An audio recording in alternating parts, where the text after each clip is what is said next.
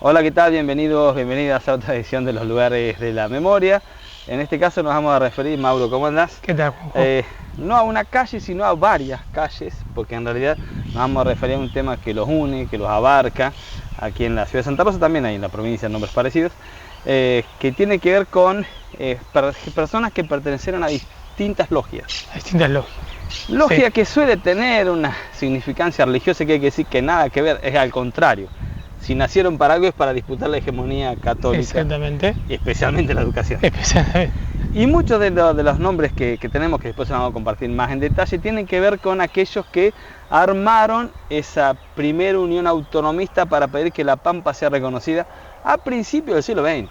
Sí, Estamos hablando un Luis Canuzzi, un Arturo Castro, un Guevara, que son calles que están entre Villa Alonso y Barrio Aeropuerto algunas. Pero hay una, Santa Rosa se destaca por otra cosa. Dicen que es uno de los muy pocos lugares en el país que tiene una calle Allan Kardec. Allan Kardec, que esta es la otra asociación por la cual se puede confundir con religiones, más que nada porque su participación en logias o por ser masónico, es su vinculación con el espiritismo. Bueno, no hay muchas calles Allan Kardec en el país. Santa Rosa es una de las que tiene.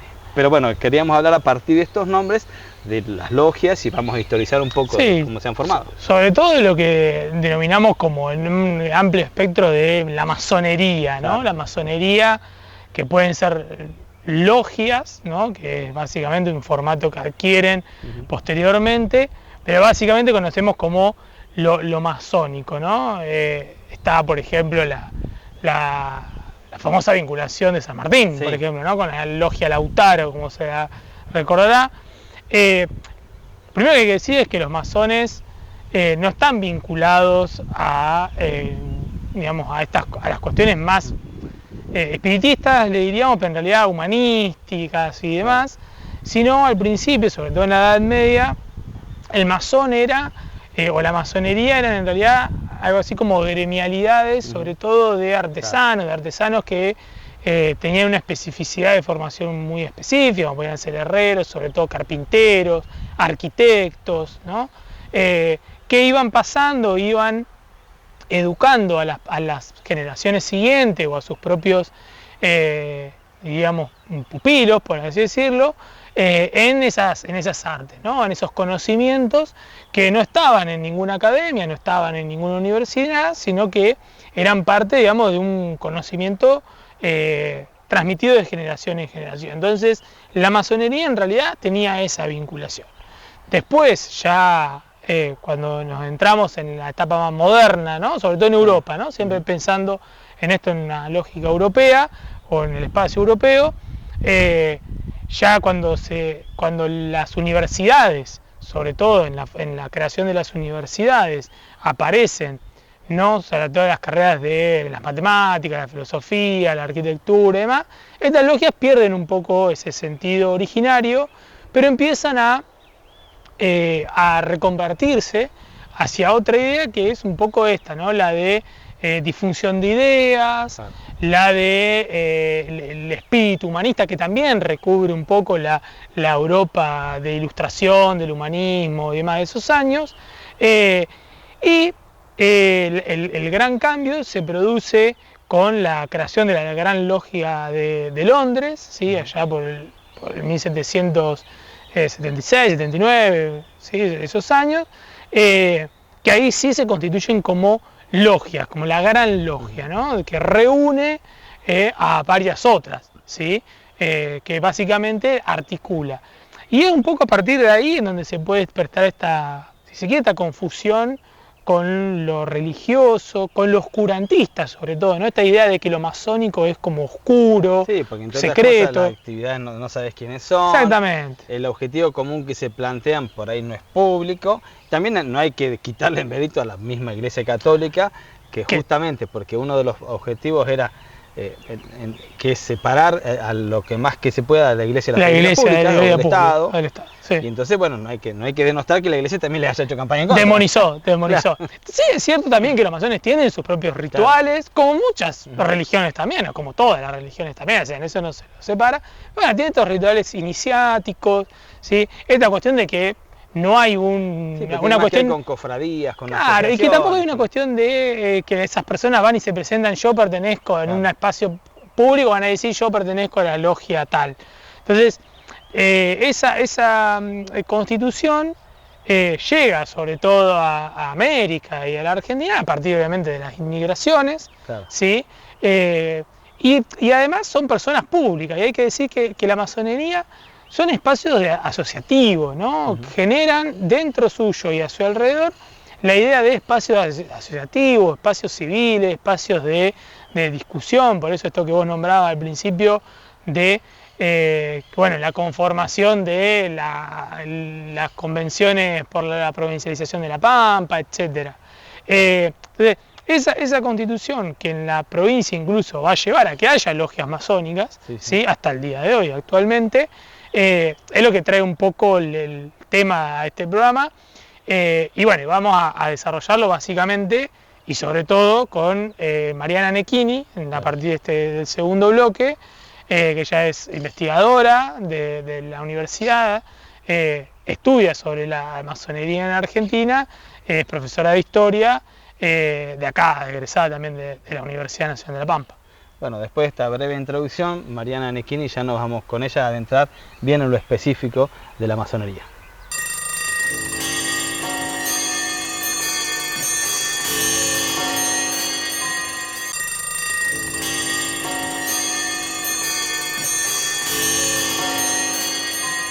Bien, continuamos en este programa dedicado a la masonería. Ya hubo una explicación y contexto histórico. Bueno, llega a la Argentina seguramente con la europeización de América y también a la Pampa, ¿no? O a nuestra provincia. Claro, un poco cuando decía esto, marcaba la creación de la Gran Logia de Londres como hito del surgimiento de la masonería especulativa. Luego, digamos, las logias comienzan a expandirse por toda Europa, ¿sí? Y entre otros procesos, a partir de la inmigración, digamos, bueno, va también a llegar acá, se va a expandir por todo el mundo, entre esos lugares, digamos, en el continente americano y más específicamente vamos a tener logias en Argentina. La llegada de la masonería a la Argentina es mucho más tardía, ¿sí? Claro. Podemos situarla en el siglo XIX, ¿sí? A partir de la década de 1850, ¿sí? Cuando comienzan a surgir las primeras logias son de inmigrantes ingleses, franceses, ¿no? Acá aparece este deseo de practicar de alguna manera en la tierra de adopción, prácticas que venían que traían de su tierra de origen, ¿no? Son de artesanos. Esto que decís, no hay logias previas a ese momento, por lo menos que haya registro, que haya... No, por lo menos que haya registro, no. Bueno, un investigador muy reconocido que es Roberto Di Stefano, por ejemplo, ha trabajado que en los registros eclesiásticos no aparece mención a la masonería hasta el año 1857. Claro, ¿sí? Anteriormente pudo haber logias o masones, claro, pero no masonería formalmente hablando, que es cuando se conforma la Gran Logia justamente de Argentina. ¿Sí?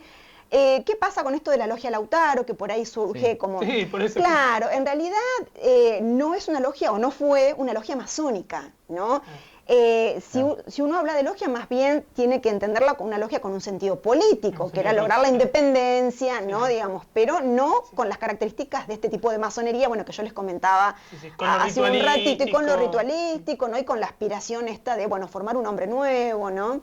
Claro, ahora no tiene nada que ver, eso ya quedó claro, con las sectas de la religión, pero sí con la ideología liberal, ¿no? Con esto de formar este hombre nuevo en las libertades. Claro, exactamente. En realidad lo que sucede es, bueno, en este periodo se comienzan a surgir logias, en 1857 con estas primeras logias que surgen, se va a conformar la Gran Logia Argentina, ¿sí? De libres y aceptados masones, que es la que tenemos hasta la actualidad, ¿sí? ¿En qué contexto surge la masonería en Argentina? En cualquier momento no, justamente en un contexto de asociativismo, de explosión asociativa, ¿no? Es decir, de surgimiento de otras formas asociativas, clubes, asociaciones de inmigrantes, asociaciones de socorros mutuos, ¿no? Bueno, ahí también tenemos a la masonería. Por eso, desde los nuevos estudios se entiende a la masonería, ¿sí? Como otro espacio asociativo que surge al calor de la expansión de la sociedad civil y de la esfera pública, como otro espacio de sociabilidad. Y acá está un poco esto que vos mencionas de, bueno, la vinculación con los liberales. Los liberales de la época, ¿no? Los sectores liberales de la época, también se van a insertar en múltiples espacios de sociabilidad. Uno de ellos va a ser la masonería, ¿no? Entonces, de acá la importancia de poder hacer lugar a la historia, ¿no? Claro. Y poder pensar a las logias más allá de este trasfondo, ¿no? De, bueno, los ritos que se hacen en las logias, qué son los ritos, cómo son los ritos, no. Sino corrernos un poquito de ese lugar y decir, bueno, a ver, ¿qué función cumplían las logias, ¿no? ¿Por qué los sectores liberales, digamos, formaban parte también de la masonería? Bueno, porque las logias tenemos que entenderlas de alguna manera como vehículos, ¿no? Para crear redes, lazos, solidaridades, ¿no? Relaciones políticas, económicas, sociales, culturales, y ¿no? eso también se desprende, por ahí un poco, imaginamos, ¿no? Digo que la llegada a La Pampa también tiene que ver un poco con eso. Exactamente, digamos, ¿no? Exactamente, digamos. Una de las cuestiones que aparecen, digamos, que nosotros analizamos en los expedientes, correspondencias, sobre todo, son estas redes, ¿no? Las redes masónicas, ¿no? Las redes masónicas transnacionales, claro, nacionales, e inclusive también al interior del propio territorio, entre masones del propio territorio, ¿no? Porque nosotros, la documentación que tenemos se vincula con la etapa territoriana, ¿no? Cuando La Pampa todavía no era provincia, ¿no? Entonces, claro, ahí va a tener un objetivo, claro, justamente la autonomía, van a perseguir o se van a juntar para eso. Exactamente, en este contexto de expansión de la masonería, si se quiere, a nivel, digamos, nacional, va a tener lugar también el florecimiento de logias en el territorio nacional de La Pampa. ¿Cuándo? En las primeras décadas del 10, década del 20, ¿no? ¿Con qué? También con lo que decía, vinculado con lo que decía hoy, ¿no? Con la llegada de inmigrantes, ¿sí? Nosotros vemos en los registros, ¿sí? Cuando ellos registran, digamos, en sus cuadros, se llaman los cuadros lógicos, ¿no? La residencia, la ocupación, ¿no? El lugar de procedencia, bueno, muchos de ellos, una gran parte, son españoles e italianos, ¿no? En consonancia y en correspondencia con el proceso poblacional de nuestro territorio, ¿no? Sí, los que recordamos hoy al inicio, que están relacionados con el movimiento autonomista, que están en las calles, claramente querían dejar ese territorio para tener otro tipo de jurisdicción administrativa y estatal. Claro, exactamente. Entonces, ahí vuelvo sobre lo que decía, es decir, mirar las logias para entender también, bueno, este entramado de ser lo que se debatía, ¿no? Al interior también de las logias, más allá de los rituales, ¿no? Había ideas, se debatía un proyecto, digamos, de país a nivel nacional y en el territorio un proyecto de territorio, sobre todo, laico, ¿no? Claro, y afín, ¿no? Al ideal liberal, ¿no?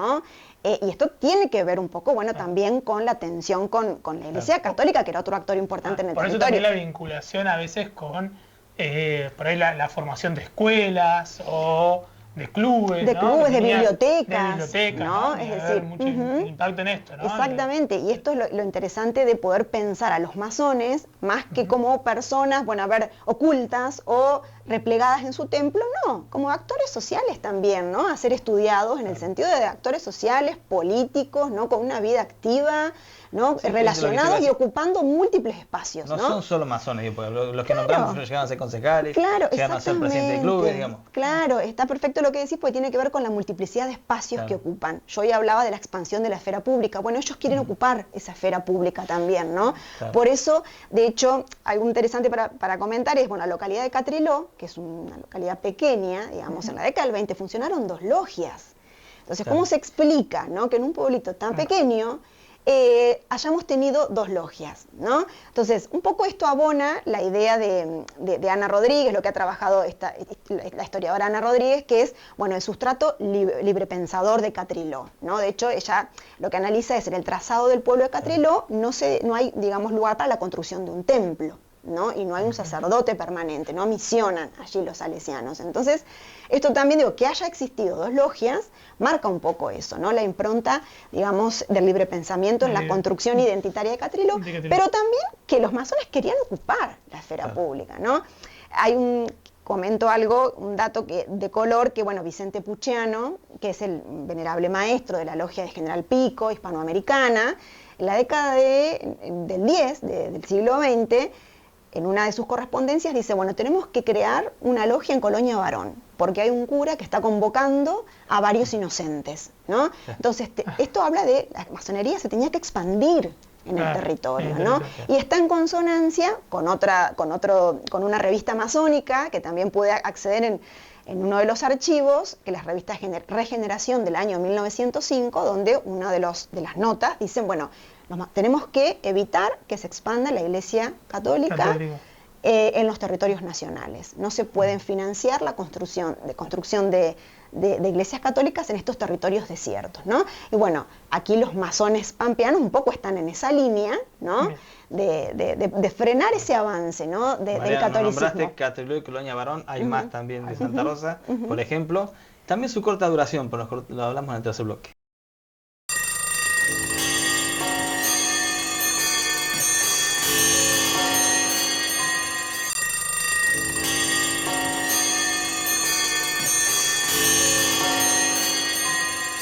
Bueno, nos íbamos el segundo bloque mencionando algunas localidades pampeanas, Santa Rosa, Catriló, General Pico, con logias, pero hay más, ¿no?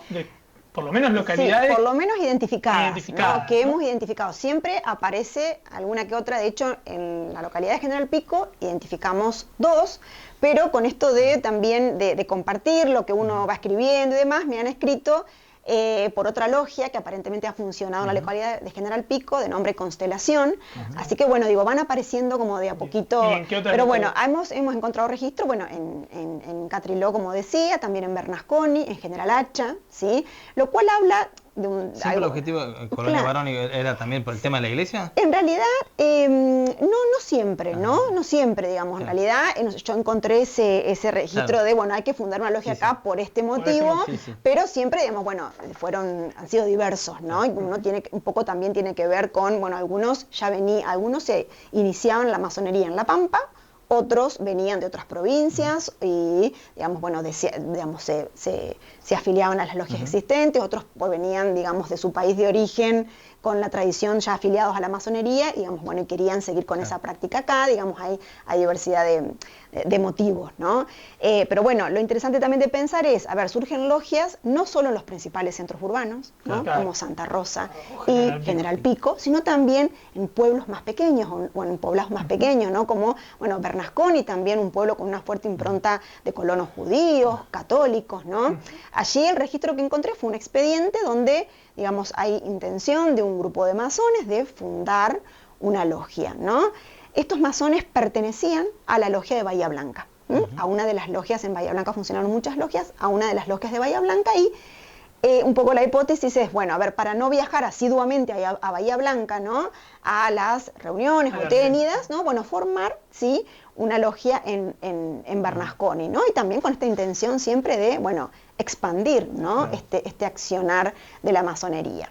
¿Cuáles fueron, mencionábamos un poco esto, ¿no? Las intenciones tienen que ver con el asociativismo, esto, ¿no? De, bueno, clubes y demás. Acá en la provincia particularmente, ¿no? La idea de la autonomía. Esos eran los intereses, ¿cuáles otros intereses hubo? Y después preguntarte hasta más o menos cuándo funcionaron con registro así con impronta en cada pueblo y demás. Bien, con respecto, bueno, a los intereses, un poco como mencionaban, el interés político está muy marcado, ¿no? Esto de, digamos, también, pensemos en un territorio que está en construcción, ¿no? Entonces, hay un interés, esto también se ve en otros territorios nacionales, ¿no? El territorio nacional de Neuquén, por ejemplo, ¿no? Vemos a los masones con intenciones de interceder frente a las problemáticas de los territorios, ¿no? Bueno, en nuestro caso, bueno, algo emblemático fue los debates por la provincialización, ¿no? Entonces, bueno, se va a conformar en 1907 el Comité Pro Autonomía, ¿sí? Bueno, ahí va a estar también con una fuerte injerencia Miguel Duarte, ¿sí? Que era juez letrado, ¿no? Y también va a haber masones. Van a hacer el diario de la autonomía. El diario, exactamente, ¿no? La creación del órgano de difusión del comité que va a ser el diario la autonomía, ¿no? Entonces, esto es, digamos, lo interesante también de pensar. Hay una corta duración, digo, siguiendo lo que ustedes registraron, más allá de que ahora volvió después del último encuentro que se dio en la universidad. Pero hay una corta duración que tiene que ver por ahí con los objetivos, ¿o no? Claro, en realidad, si uno tiene que pensar las logias en el territorio de La Pampa, tuvieron un carácter breve, efímero, ¿sí? Según nuestros registros, no duraron más entre 5 y 7 años, ¿sí? La que más tiempo duró, ¿sí? Es la logia Diderot, que funcionó en Catriló, ¿sí? Esa logia se crea en el año 1921 y tenemos registros hasta la década del 30, puntualmente hasta el año 1935, ¿sí? O sea que funcionó durante más de 10 sí, años, doble ¿no? que el promedio. Exactamente, ¿no? Sí. Y bueno, y vemos una logia muy vinculada, ¿sí? Con la masonería de Buenos Aires, con la masonería de España, ¿no? Lo cual también, bueno, viene a abonar a esta hipótesis, ¿no? De que, digamos, bueno, las élites de los territorios nacionales estaban, bueno, aisladas, desconectadas, ¿no? Lejos de eso, digamos, eran personas vinculadas, ¿no? Y su carácter efímero un poco se lo podemos atribuir a, bueno, la movilidad de los miembros. Los miembros eran muchos miembros, digamos, los miembros de algunas logias eran muchos, se movilizaban, digamos, de una ciudad a otra, ¿sí? Digamos, un poco por las mismas profesiones a veces en las que se exactamente, dedicaban, eran por comerciantes y demás. exactamente, ¿no? De sectores urbanos la mayoría, ¿no? Ahora, masón no Exactamente. se deja de ser, digo, Claro. yo especulo.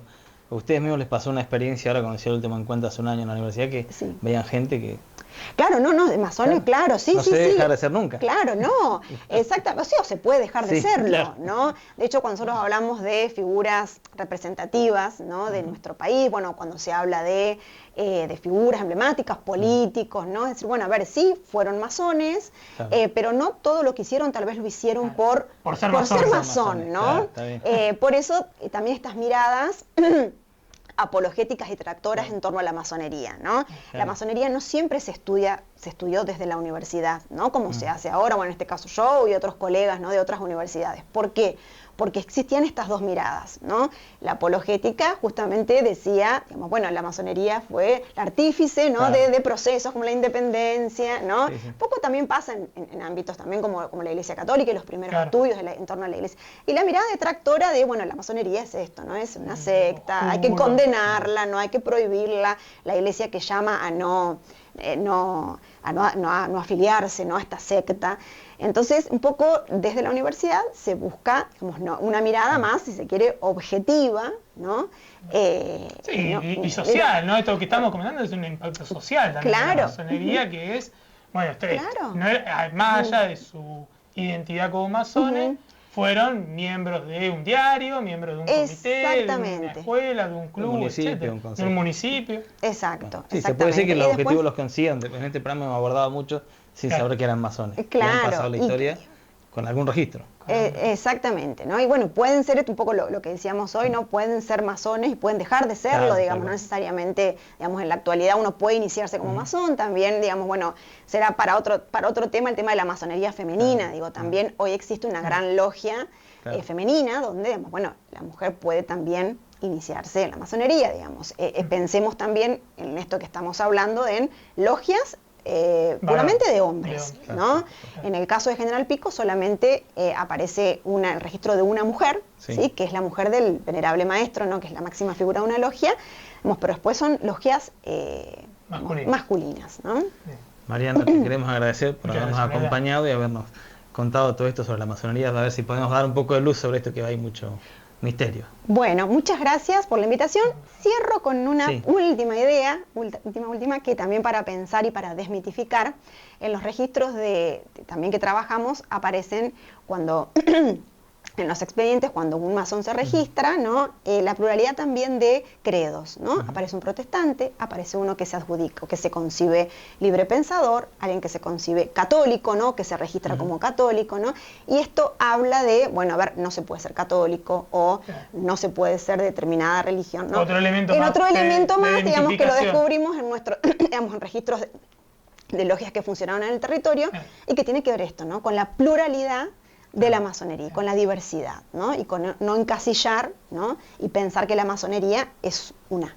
Bien, Muchas muchas gracias. gracias. Bueno, gracias. Y gracias a todos ustedes por estar ahí. Nos reencontramos en una semana.